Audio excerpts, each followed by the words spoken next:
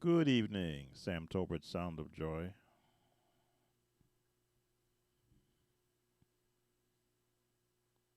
Okay, I think we got you in here now. Sam Tolbert, Sound of Joy, Music Services, and I don't want you to think that I don't pay attention to every comment that I do get.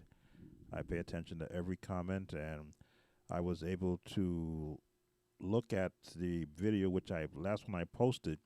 I posted it very late, so when I used my software that I used to make videos, I did not pay attention to the stream setup I had on it for recording. I had it at its highest positioning. So what I may do is remove that song, remove that video, because of its difficulty in listening to and watching. And I'm going to do a tutorial on how I form the chords for "Turn Your Eyes Upon Jesus" and only a look in the two keys that I used. I saw where I had two of my followers, subscribers, asked if I could slow the song down so that they can see the chords. So I'm waiting to see how many may come in. It's 12:15 a.m. here on the East Coast. As you can see, I've got some, music symbols streaming behind me uh, in my backdrop. That's because we're going to deal with music tonight.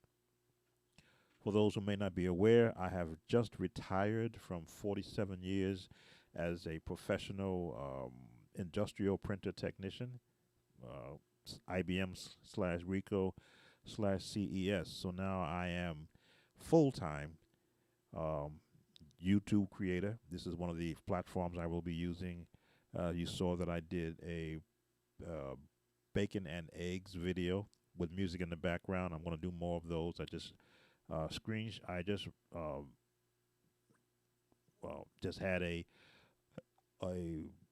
barbecue to celebrate my retirement, and I took pictures of preparation and how it looked like, and it was cooking it. And I'll be putting music behind that also, not just piano, but the different sounds, just to create my own creative content for this. And I'll be streaming them here on the Sound of Joy uh, channel that I have. So if you see any food things, or if I go around town and taking pictures, and to put music behind it, that's I'm just trying to create content. So turn your eyes upon Jesus. I've got the hymnal here. It's written in the key of F, but I played it in the key of E. Excuse me. I played it in the key of E flat because in my head, I wanted to hear the song in one key and then transpose. Is transpose the correct word? Modulate to the key of F for another song and then end it there. But it's originally done in the United Methodist hymnal, originally done in the key of F. But I like E flat. So if I was doing a live Skype lesson, which I will be doing also in the future, I would always open up with a scale. Since we're in E flat, starting with the E flat above middle C. Again, this is how I would open up every lesson I do. And I make you go down one more octave just to hear what the notes sound like. Left hand, one octave.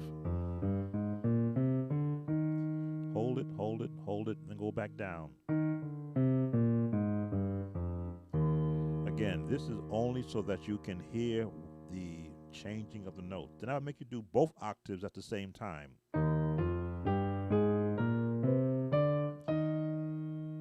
And then back. All right. In this case, I know that you are hearing the notes that you're going to be using. I've always taught that every melody is found within a scale, be it a major scale or a harmonic minor scale. That's the harmonic minor scale, not the minor scale, but the harmonic minor scale. So turn your eyes upon Jesus. It's uh, a comfort hymn. Let me see how they. how they pitched it in this book. They use it as an actual invitational title for where the song is placed. But I call it a nice comfort hymn. Once you look at the words and the melody, you get the idea of how to chord around it.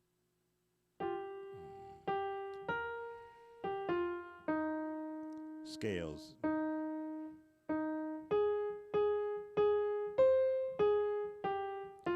2, 3, 1, 2.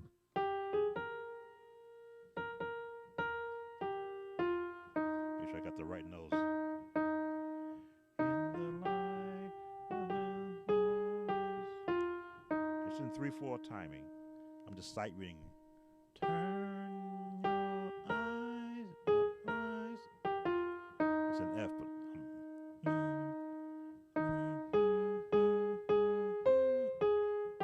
1, 2, 3, 4, 5, 6.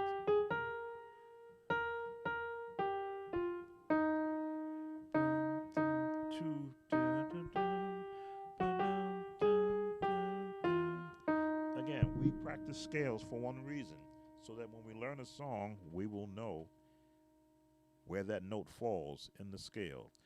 Once you know where the note falls in the scale, then it's just a matter of chording around it. Now, as you see when I play, I mix a whole gambit of chords around the melody, first plain, and then I begin to branch out into the other chords, and I'll go octaves up. So let me just cover that a melody. Again, I'm doing this not just as to play the song again, but for those subscribers that requested that I slow it down so they can see the chords that I am putting around the song. Let me do the melody again. I'm going to slow it down. Starts off in the G, which is right in the scale. 1, 2, 3, 4, 5, 6, 7, octave 8, or 1 again, depending upon where you're going to start with it. So here, I'm going to slow it down and turn your eyes upon Jesus. The word's right. Look full in his wonderful face. 2, 3. And the things of the earth will grow strangely dim in the light of his glory and grace. Did I change a note there? Here it is. I took a liberty and changed it to what I think it's called an actual occidental. Came out of the melody because I like to do that. So chording. I always build the chord around the melody. So where the melody falls, the chords are underneath it.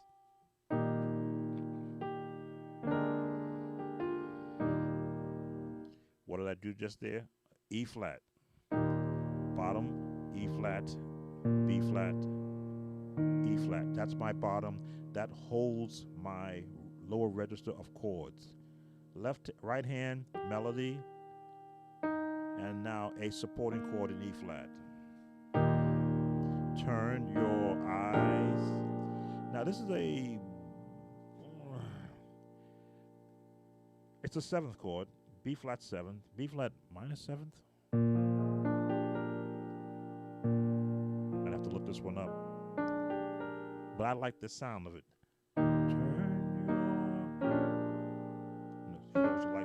To like that draw.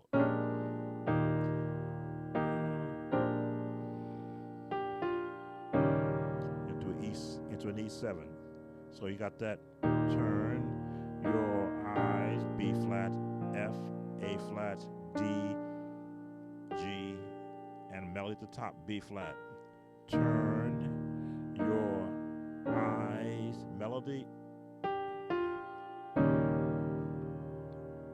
E flat 7, E flat, B flat, D flat, G, B flat, D flat, E flat. Jesus, and you walk up, right? Walk up.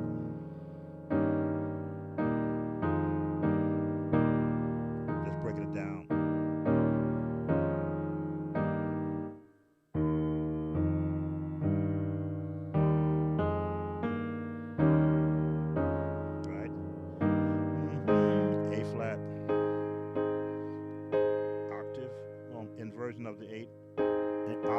version of the A flat chord. And C minor into a B flat chord. But I like it the B flat 6. 1, 2, 3, 4, 5, 6, 7, 8, 9. B flat 9, excuse me. So turn your eyes upon me. Walk up. B flat, A flat.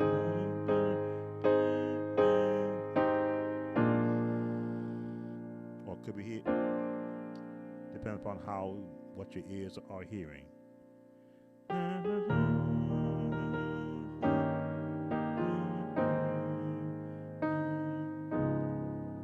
like that change.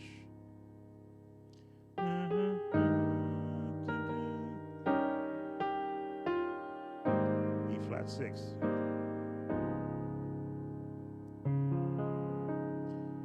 That chord always has a turn to it. We'll go to the book version. Now, I always taught when you're learning chords, learn how to play the chords as an actual scale in chords.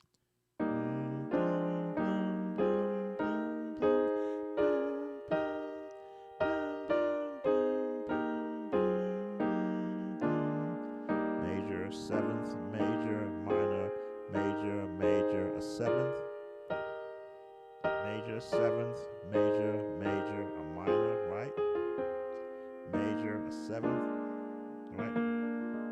And a major, for those that use that as a bridge for how do you know what chord to put. Major, 7th, major, minor, major, major, 7th. You learn that concept of it, then you can add all the other changes that fit with it. Because again, it's all about the melody and how you want to chord around it. So turn your, there's our minor, right? Our 7th again. Major, 7th, 7th, 6. I'm gonna call that a minor 6. Yeah, A flat minor 6. There's A flat 6. Dropping that note makes it a minor, but it fits in E flat.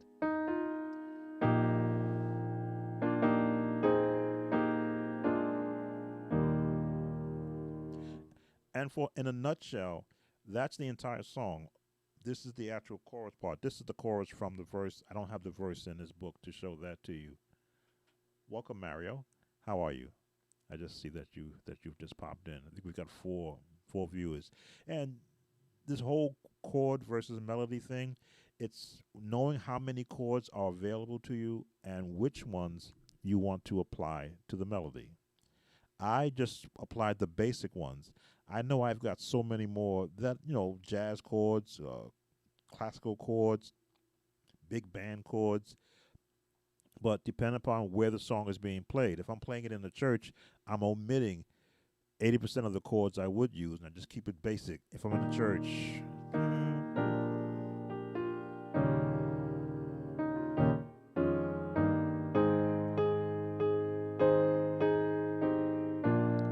basic in the church.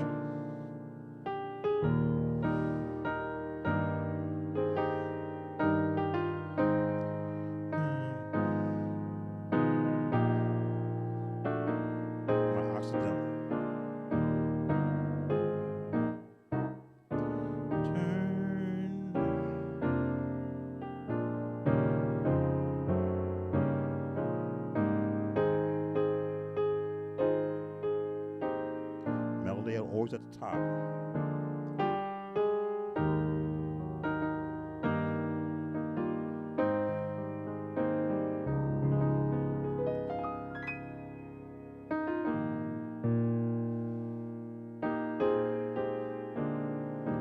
Now, if I was going to go change and get a little more adventurous with my chords, then I may just drop to a minor.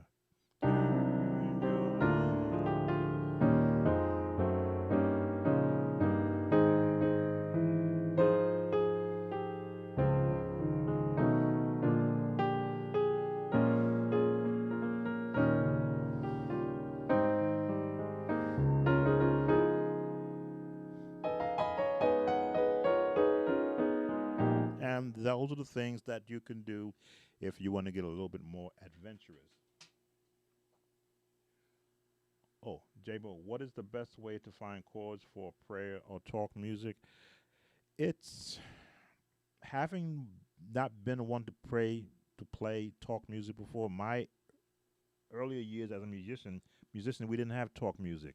It's only within the last, I'll say, 20 years, talk music has become like a bedrock for keeping a service alive, not allowing it to have dead air.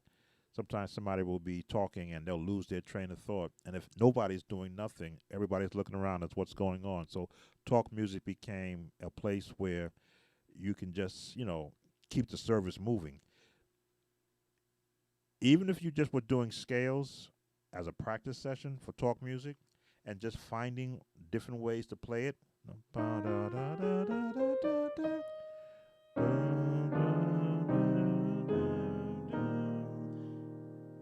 You can stop there.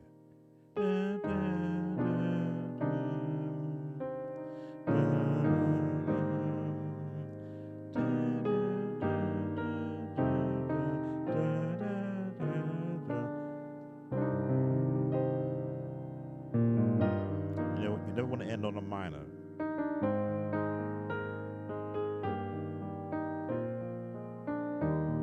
Something funny is said. Diminished chord always makes something funny sounds. Something serious is done. You go to your minor. When you come out of that. And it's like you having practice time, talk music. Now I'm in E flat, but I think most talk music guys, they do it in B flat.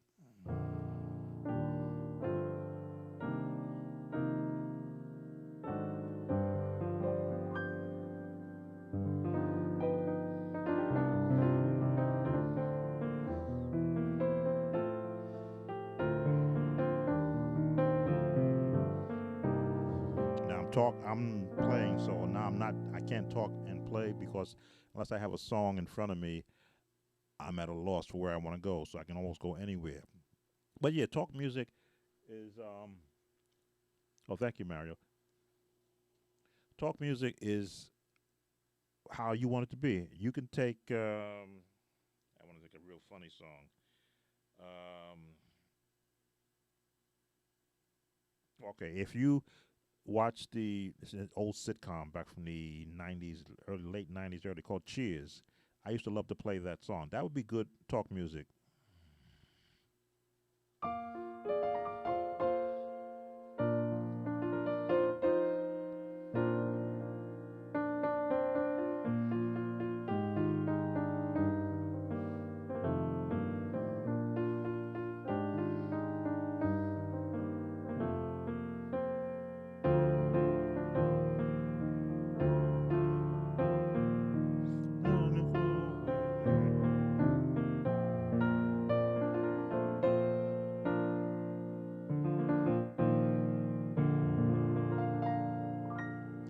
Now, that's a real sloppy approach to it, but you can make anything talk music.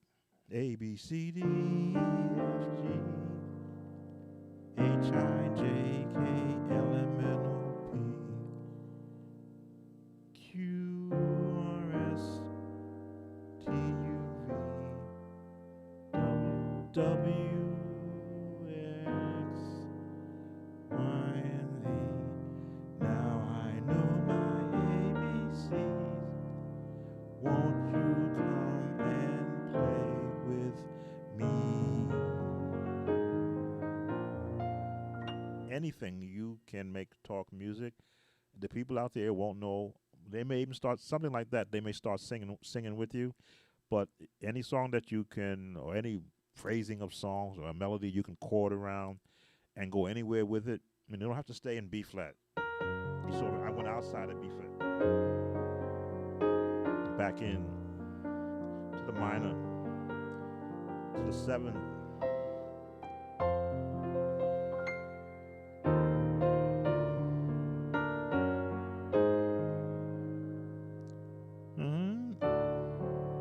just jumping around.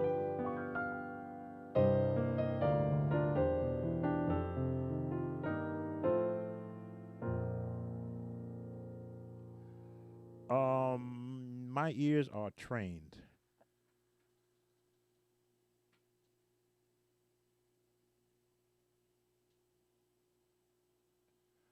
Oh well, the old hymnal sound is you can't beat it. The old hymnal sound. Um, Usually, if a pastor is talking, he's talking something serious. He's trying to get across a message. So you can go to Look and Live. I've a message from the Lord. Hallelujah. A message for my friend, for you. 'Tis recorded in his word. Hallelujah. You don't have to worship. That you look and live. Look and live. My friends are Look to Jesus now and live. If he were to hear that playing in the background, he would start singing it because he knows that you're doing a song that is catching the mind of at least us older people that remembers that song. But you can make any song talk music. It's just a matter of how many chords you want to apply to it, how many key changes you want to make. You can go.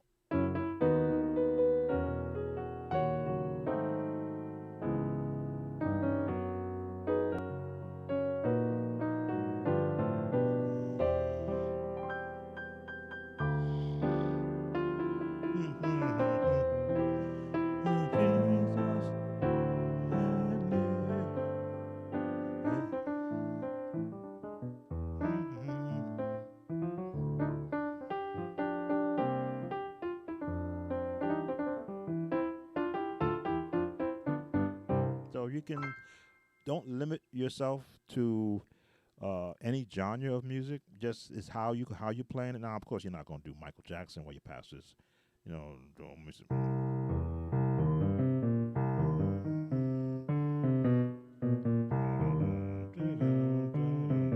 So you're not going to do that, no. But you're going to just find your and be comfortable in what you're doing it, understanding that you're just supporting a spoken word, no matter what it is. Could be offering time, could be announcements. I know some musicians play talk music during the prayer now.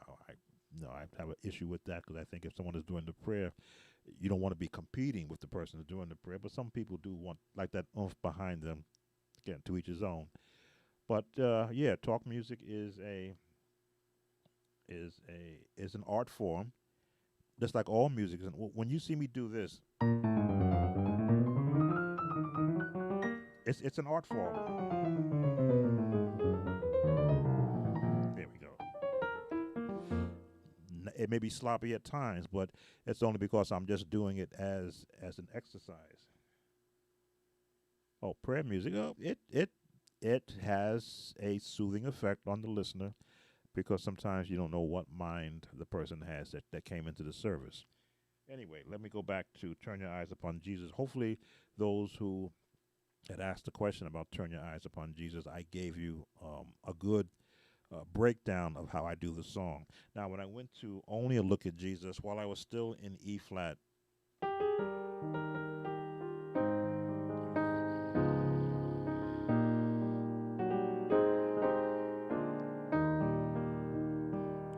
now in E flat, these are the changes I use to get me from one key to the next. If I want to go to F from E flat, excuse me, the passing chord is a C7th. How do I get to C7th? I just drop. I shouldn't say drop. I raise the first note to here, raise this, keep that B flat there, and add a C. Keep the G there, and go to a C chord. So from here, right, straight E flat chord, I want to go to F, which is always going to be a 7th, a C7. Only a look at Jesus. And that's, for me, I worked on how can I get from one key to the next. I call this the plane path. You could go same path, but a little bit longer.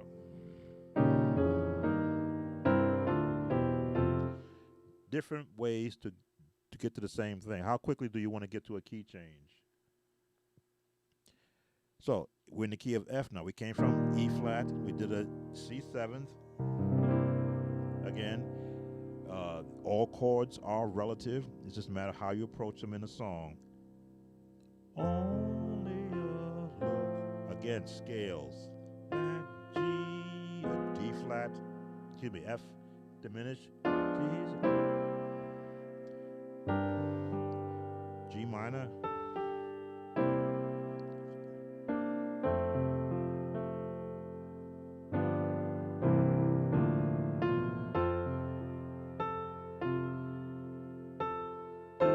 F7.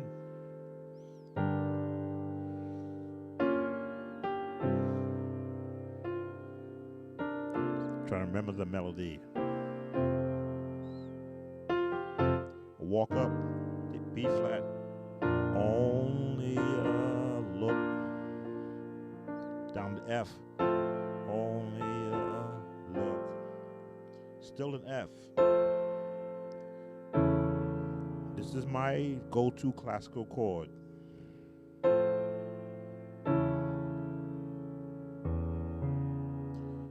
E. And we'll call this D flat. Well, what, C sharp because we're in F. Okay, C sharp. No, D flat. E. And an A chord. Octave. Finish the chord. So, and this chord I actually practiced on for years so that I can hit it wherever I happen to be.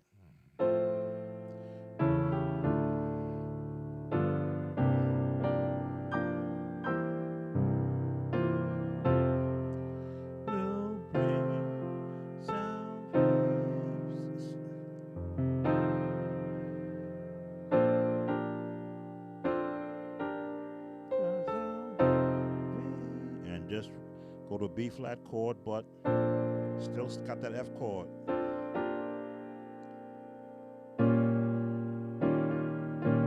That diminished chord.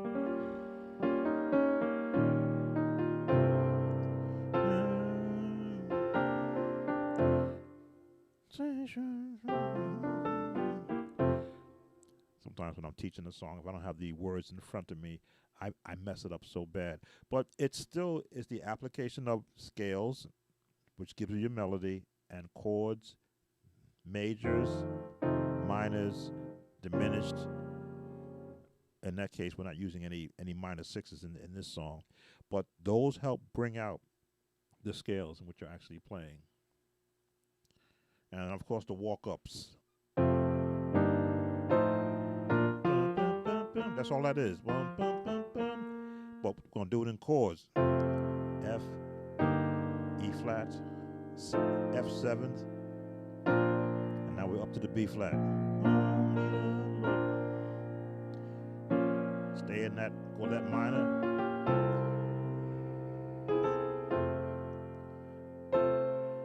My chain.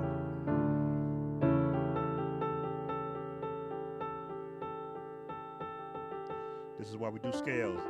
So both fingers, all fingers can work independently of each other.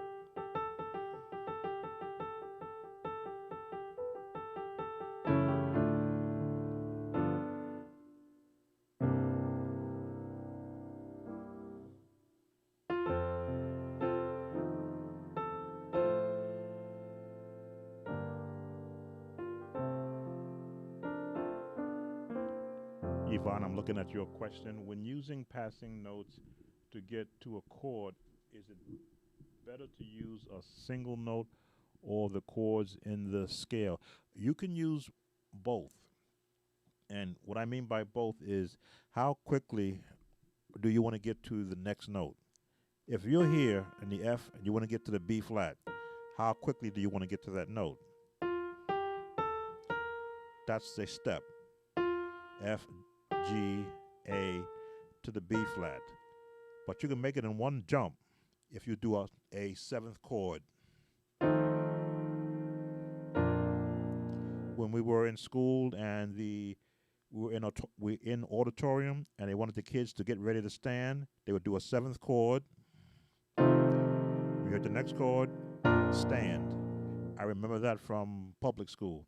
So whenever I'm playing, I go, yeah, I know that chord because I've heard it for so many years.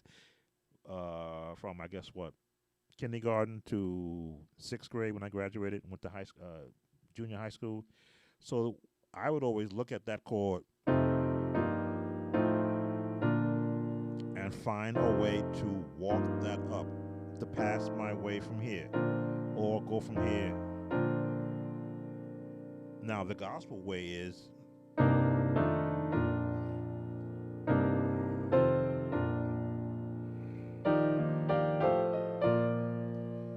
all I'm doing is branching out, same changes, but I'm adding another flavor, another flair to it rather than go find that way too. Jabo, the perfect fingering is from practicing scales in every key. Now you made me see me do it here, but you didn't see me do it in B major, in A major, in G major, and then go to A flat major, A major, B flat, B major, C major, D major,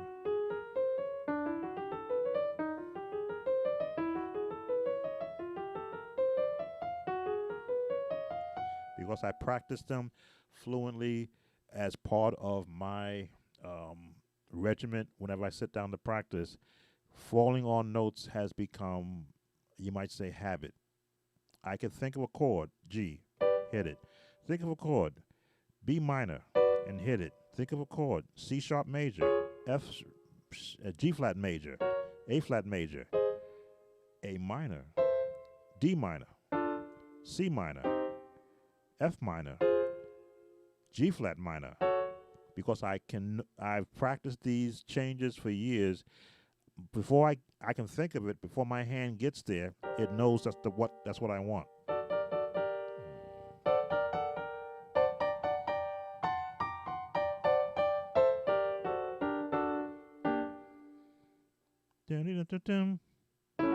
Mm-hmm. There it is. But I got to be able to think of it first. And once I think of it, because I've practiced some form of it, if I go,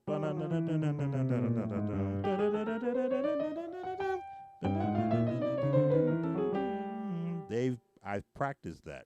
So if I think of it from a practice standpoint, I may not ever use that in an actual song I'm playing, but because I've practiced it, it's the thought of I should be able to do this and do the same thing here.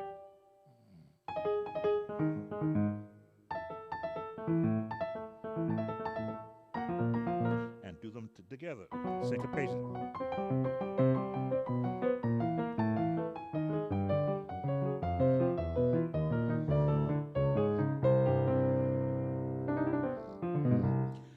And that is only by practicing. There is no book that I've read that says this is how you do this. I actually would just sit. If I probably had a book, I would have learned it more quickly. I think there's the Hannon exercise. So I've never had the book, but I've heard people talk to Hannon. I think it's I'm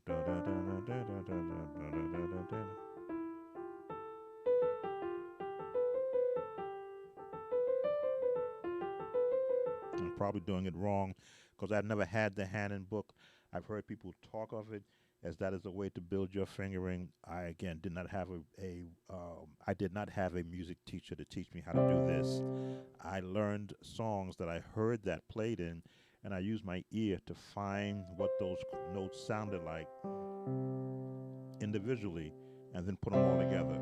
So when you hear me play, I'm playing from years of hearing different songs as an instrumentalist and then sitting down to the piano and picking out those notes on the keyboard so I can replay what I hear in my head.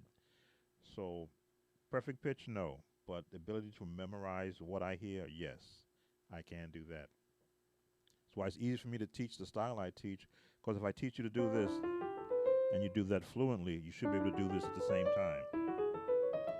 And then you'll hear what I've always heard: scales, chords, progressions, syncopation, um, major, minor, sevenths, diminished, augmented, 13ths, ninths. When you hear all those chord changes and you know where they are found in the span of a keyboard, then you've got three-fourths of the battle done. The rest is learning whatever song that you're learning.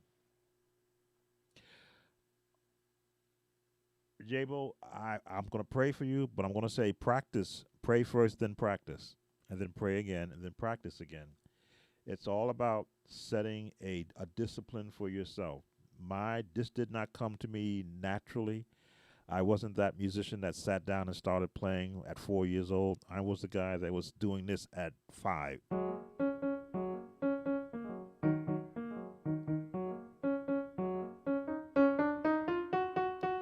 That's the only thing my brother showed me, my older brother, how to roll my hand and play this song.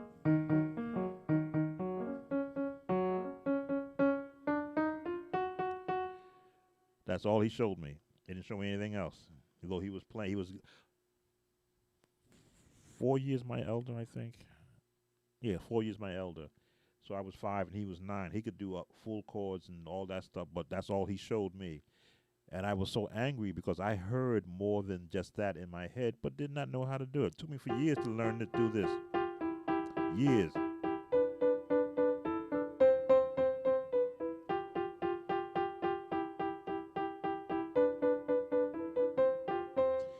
And once I learned it and saw what it was in a scale, it was like, oh, that's not hard. I can do it in any key.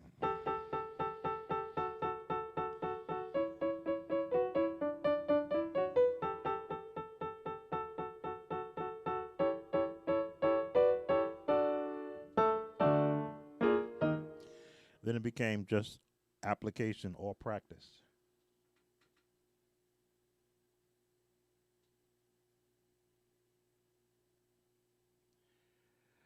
Yeah, I'm pretty sure you are, but it's still I still practice after I'm 64 now, and I really got started um, really understanding the piano. I would say at 16 or 17, beginning to really understand the how complicated chords are found on a piano or on an organ, because I had to play a lot of organ when I was younger. I still listen to music and I take it apart and I what I call deconstruct. What is the piano doing? What is the horns doing?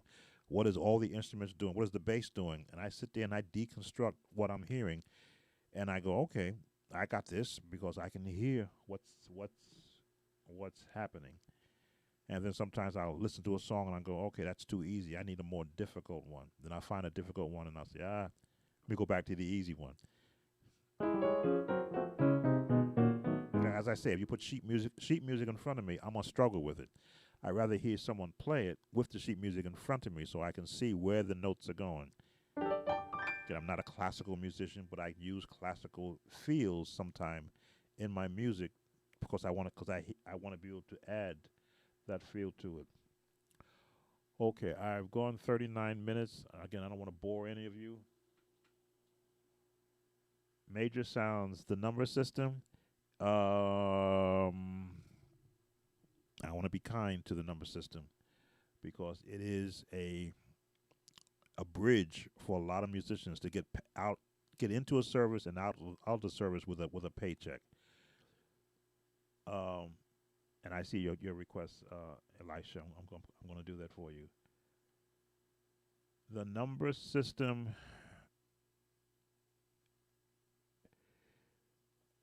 I'm trying to be kind. When I first heard the approach musicians were using with the number system, that's the way you learn every song. If you're in a jazz band and you want to keep up with where the song is going, then the number system is fantastic. It put you in any key, and you be sure you're not the one playing off.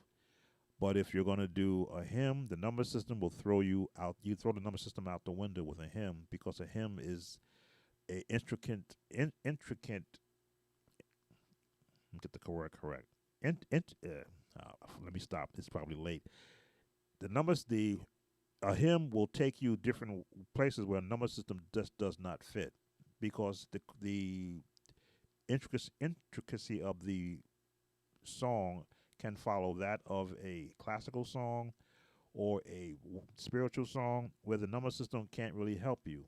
I've heard musicians struggle playing hymns because they try to apply the number system and they struggle. Me, if you learn the scales and if you know the scales in any key, you can play any song because every song is built on a scale. The number system is just chords, 1, 4, the 5, the 6, which a lot of songs uses. A lot of songs start on the 6, then they go to 4, then they go to the 1, then they go to the 5, and it goes back and becomes monotonous. This becomes monotonous after a while. If you're just doing the number system, so you're doing the 6 to the 4 to the 1 to the 5. That's, to me, that becomes very monotonous. I'm like, well, what is the melody doing? Well, the melody is the lead singer to a song like that. So I'm like, number system, this is what I want to do.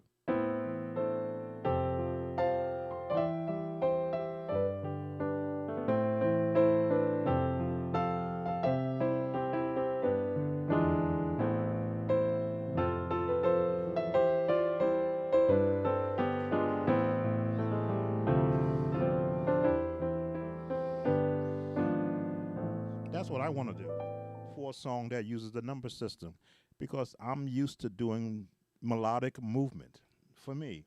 But as I say, there are songs out there that have 21 million views off of just the number system. So I'm learning to adapt.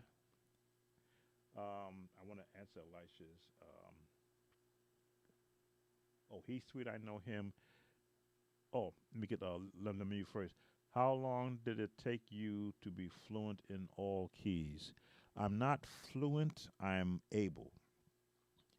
To me, fluent is to be able to read sheet music and play every note that's written on sheet music.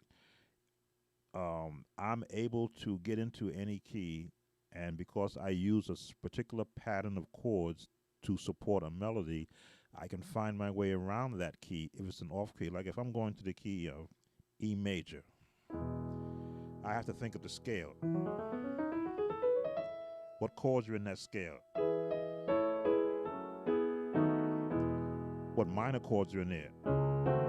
Diminished chords. Now, how do I get around?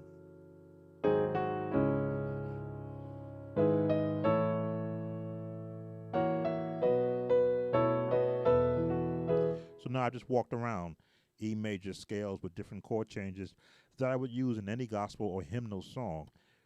So if you were to start Great is Thy Faithfulness, Great is Thy Faithfulness, I'm just doing basic songs.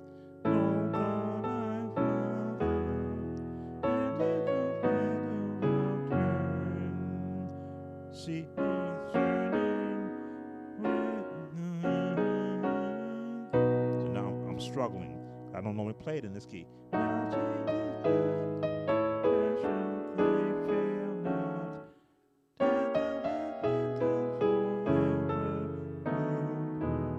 Melody in a scale. Now I'm comfortable with the chords. Great is thy great faithfulness. I know I'm going to a D major 7th. Great is to an F minor. I know I'm going to a B major 7th.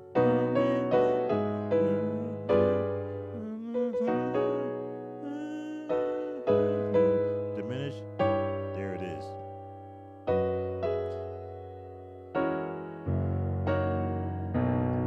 My B major.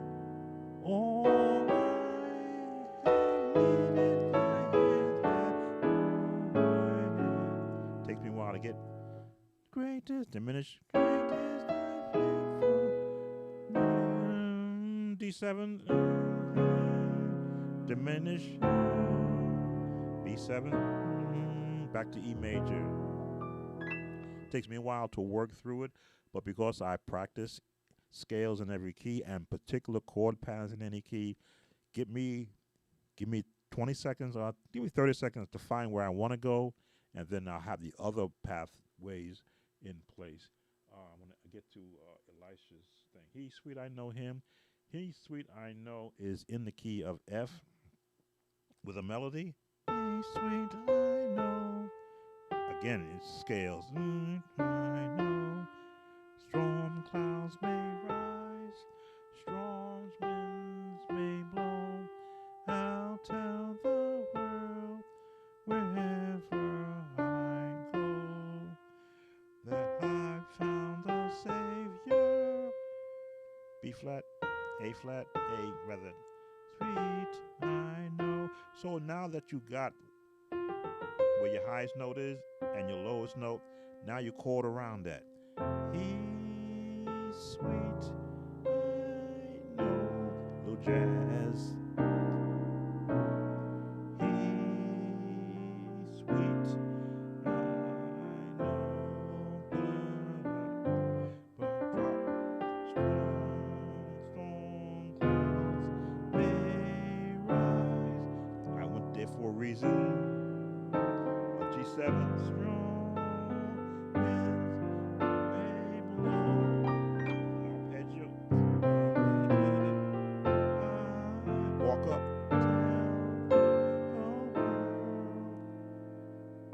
Transition. Passing. And walk down.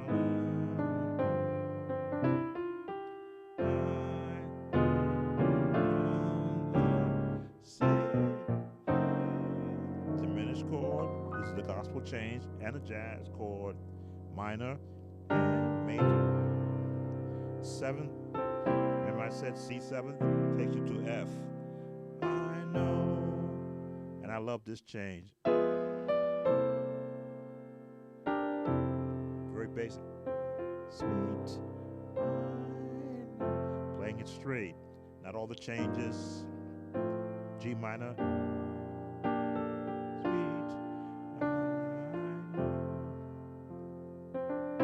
C7, strong clouds may diminish, rise, G7th, your C7th, take it back to the F, walk up.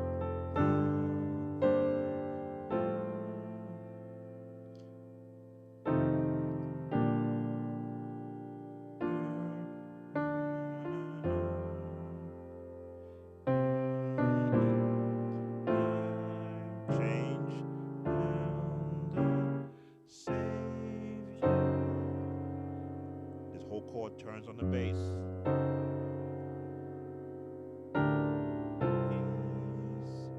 He's sweet.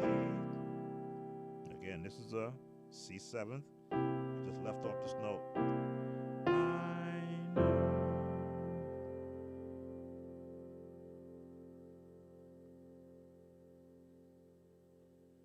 Yvonne, I understand the number system, but like you say, it doesn't work all time. We appreciate you putting. Oh, Yvonne, I didn't get this as a young musician. I didn't have the avenues that is open through YouTube and Instagram and any other site that allows a person to videotape and to share what they know. As I say, I have nothing to hide.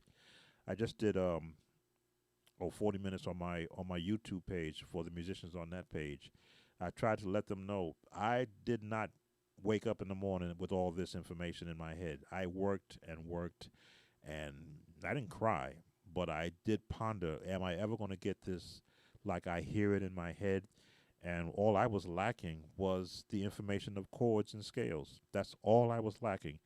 And again, I got so many books around, but they're all in a different spot. I'll show this one. I always keep this one handy. I invested in myself.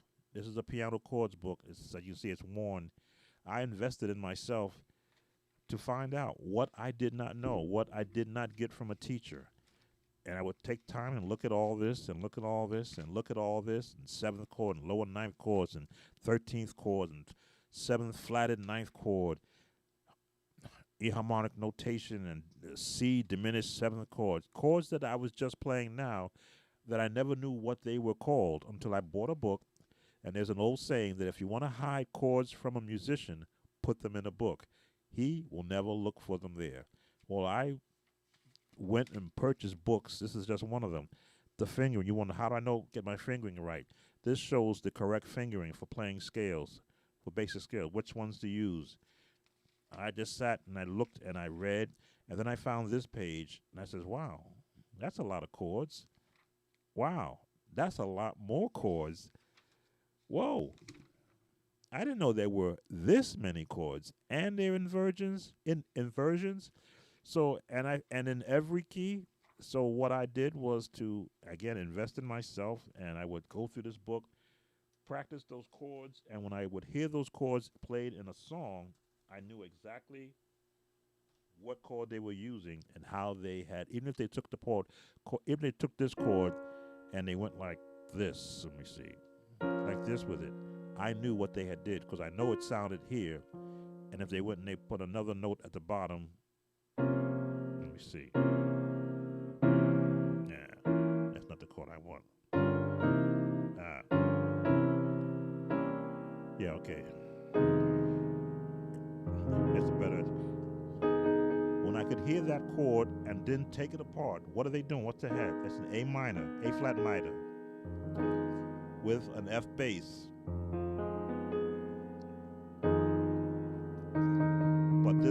But this note gave it a more fuller tone. And then they resolved it. I began to just practice those things that I would hear because now I knew where to look for them. I want to make sure I didn't miss any other questions.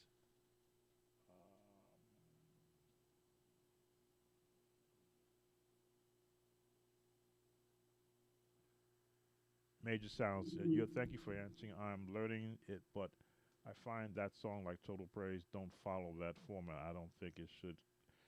I don't think I should continue learning it. Why not? Total Praise is a exercise in scales, chords, and classical tones. Richard Smallwood is a genius when it comes to. Let me move this microphone.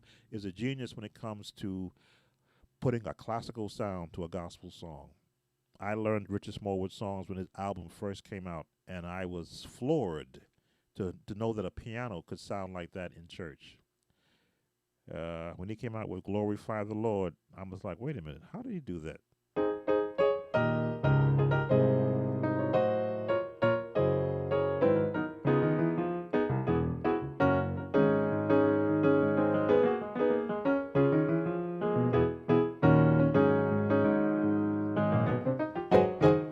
I was like, wait a minute, that's a piano.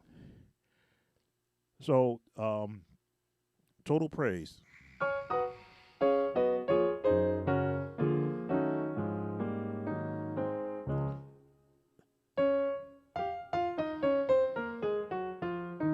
Scales. It's just putting a chord.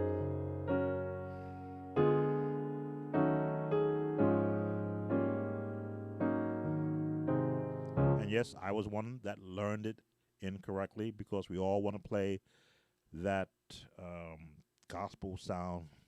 That's the wrong chord because Richard Smallwood plays classical chords. That's the correct, the B flat, not the B.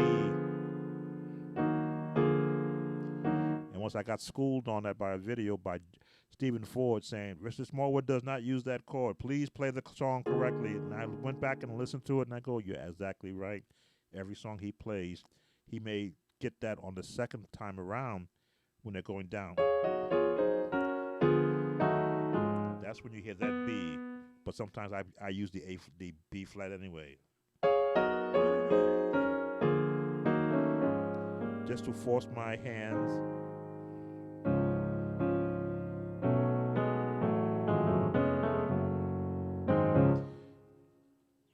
So, if I read you correctly, you're going to give up trying to play Total Praise. Please don't do that. That's one song you want to learn. I don't follow that format. I don't think I should continue learning it. Oh, you're probably talking about the actual number system. The number system gets you into a song and out of it quickly. Does it teach you every intricate part of the song? No. That's when you learn the actual song, the way it's sounded on an album. When I learned, especially any of the actual Richard Smallwood songs, I would sit there and go, "Gee, I don't know the classical style. How did he do?"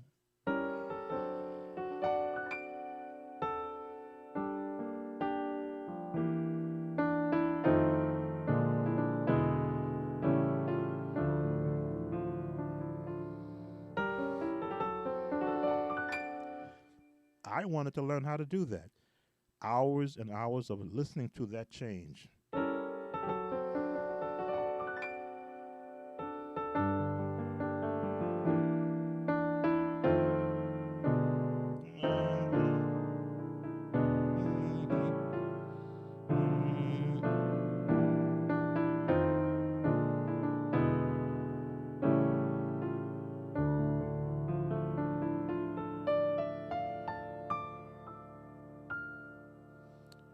Practice. Let me see. I don't want to miss any of your comments. True melody is the key. Thank you for once again over the years. You have been an inspiration. I have learned much from your posts. There are a lot of teachers out there that I watched how they teach, and I learned from them. But I do appreciate that. I'm trying to give what I can. As I don't call it breadcrumbs, but I try to give meat to what I'm teaching. I mean, if some people may say, "Well, you're always talking scales," that's how I was able to figure out every song I hear playing was from a scale. When I was learning Richard Smallwood songs, there's a classical scale which uses the harmonic minor scale. Because I understood the harmonic minor scale, I understood where Richard Smallwood's classical sound tone was coming from. A major and a harmonic minor scale, so I could learn his songs and feel comfortable figuring out. When I was learning Angels,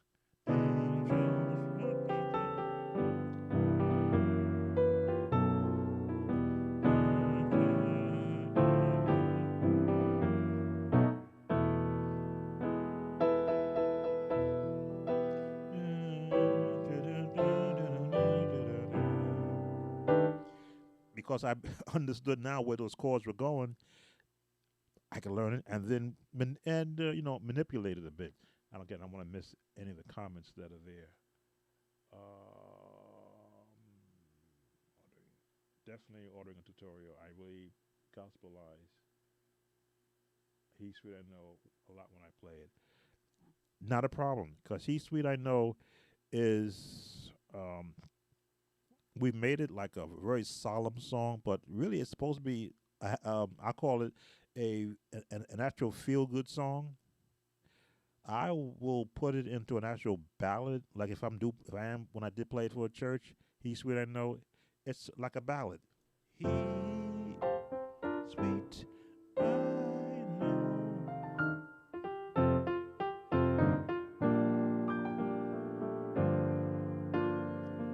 A ballad just walks.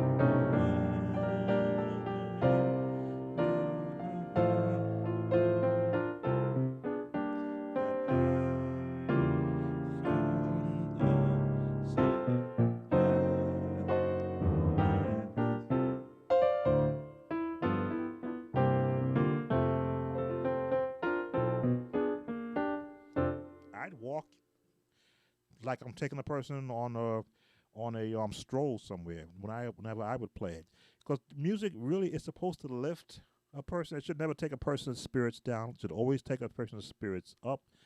And as a musician, if your spirits are up, you're going to play the music up. If your spirits happen to be down, on a piano and organ in a service is the worst place for you to be because it's going to come out in your playing. It's going to be sweet.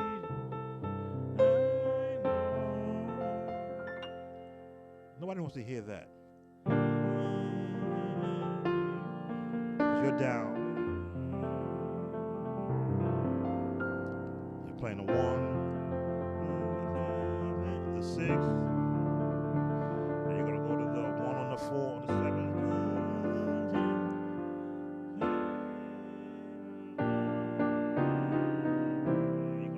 and you're gonna drag this song, and nobody wants to be in service and hear that. They don't. Again, I've always tried to have musicians when I get this opportunity to talk to you guys. I try to keep everything light and everything up and let you know you're supposed to have. You're having the most fun because you know what's coming next before anybody else does, and you gauge whether or not they accept what you put out. When I would play in the United Methodist Church, I was on an organ, an Allen pipe organ, electric pipe organ, behind a wall, and all I could see was a mirror in front of me reflecting the back of the door where the choir marches in. And when they came in place, I could look over to the right and see the choir. Very rarely could I ever see how the congregation was responding to how I was playing. So the choir members became my mirror. If they didn't look too happy with the music I was doing, I accepted the fact that they were reflecting what the congregation was. I would always hear at the end of service, "Oh, Brother Talbot, that song you just played, my mama's song, it really blessed me." And I'm like, okay, I played a lot of songs. Which one was it? Because I try to keep every song light, every song up tempo, even if it's I'm gonna say if there's many down songs. If I'm playing a spiritual, if I'm doing "There Is a Balm in Gilead," I keep it up.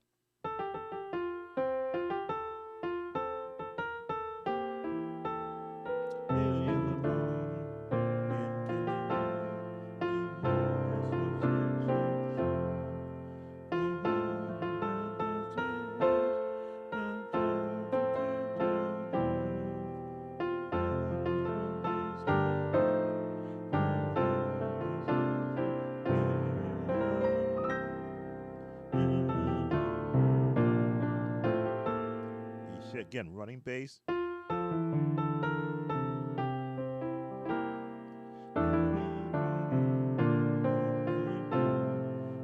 Scales and chords. But that's the approach that I always use with music. I have almost cried. It's a lot of work, and the YouTube videos don't seem to help much. They go too far or too advanced, even after buying many, many programs.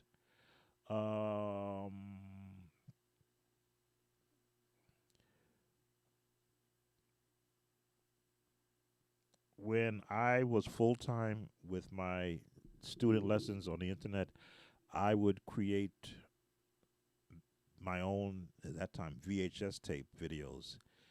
And I would ask people to support me by telling me what song they wanted to learn. And I would create the entire video of the song, showing you the scales, playing with right hand harmony, left hand chords, bass notes, and advanced chords. And I would only charge $15 for the entire video. And each time that another person would ask me, I would create another video and only charge $15 for it. And then I would mail it for free because I felt that I had an approach that every other person that was doing video lessons or, music lessons was not approaching a song. They would approach it with chords and the number system, and they would show you a chord saying this is the one, this is the four, with a bunch of chords, because I watch them on YouTube also. And I go, okay, how will they know if they're in the one what chord you're playing if you don't tell them? You just say this is the one, this is the sixth, and you're going to play a dominant seventh over the 11th. And I'm like, okay. If they had that knowledge, because I didn't, then they would know how that chord fits in that song. Me, I would tell you C, E, F, G, and the chord is A, C, F. That's your chord. It is the root from the second inversion from the root chord of F. And I'd make sure you would see notes above the screen on the video lesson, not to diminish what you don't know, but perhaps to add to something that you should know. You should know that's a root. That's the first inversion. That's the second inversion.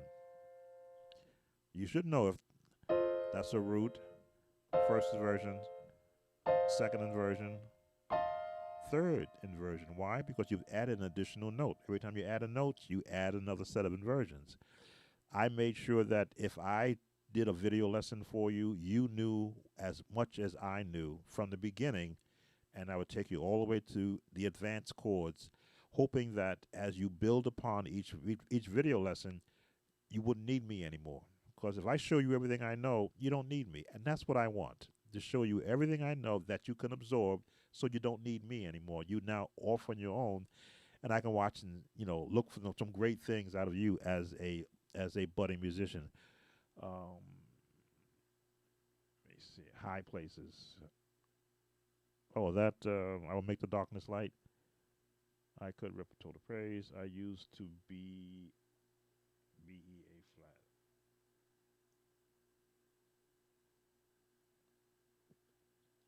The number system can really do a job on a song of so many beautiful additives.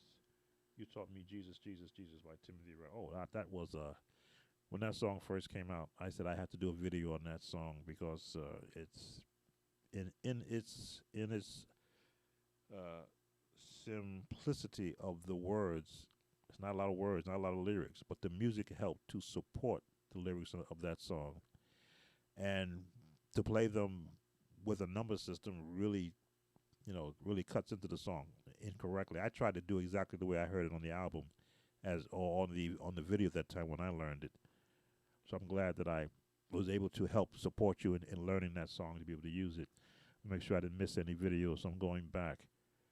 Total praise. I remember that one. Thank you once again. I remember that one. Definitely ordering tutorial. Okay, I think I've got everybody. I've been on over an hour, so this will stay up, of course. For those that wanted to, that had asked that I break down, turn your eyes upon Jesus and only look at Jesus. I hope I given you what you wanted, and you stayed on long enough to pick up some of the other questions that were answered. I'm trying to look back and make sure I didn't lose anybody. There was a request out there, I think. Oh, high places.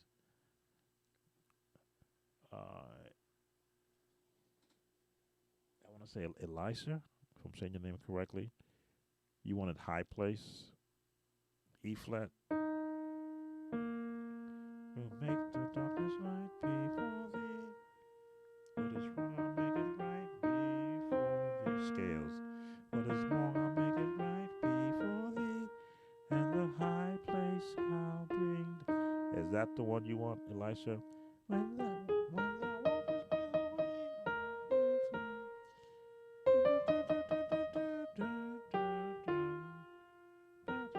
in the sky, I'll need thee, and the high place I'll bring. If that's what you're asking me for. Again, the scales.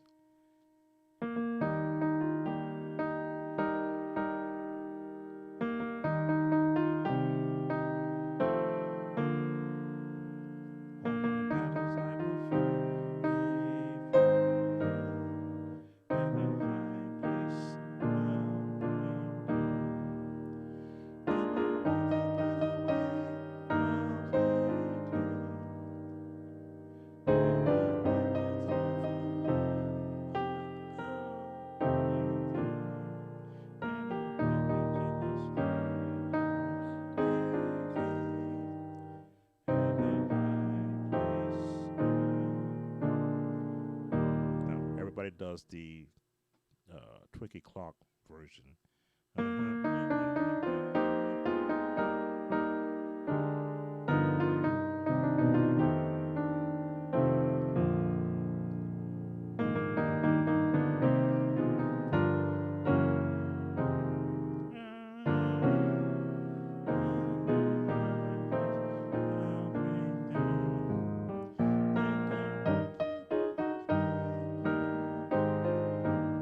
song for years.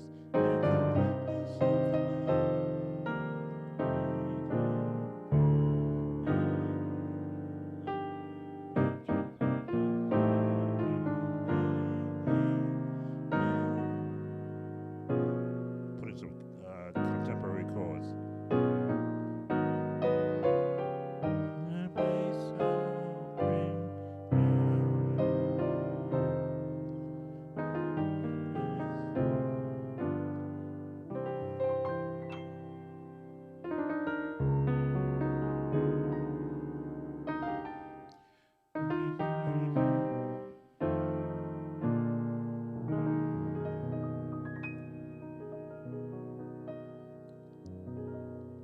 And I'm gonna let it stop right there.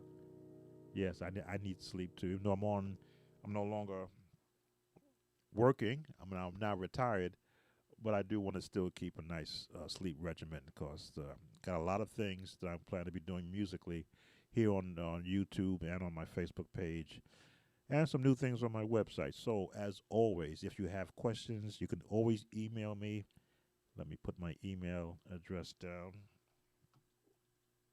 Soundofjoy123 at gmail.com. If you have questions or that you didn't want to ask here, or anything about music in general that I may be able to help, please look me up. That's why I'm there. I do have a 2012 revised workbook that I did use when I was teaching online.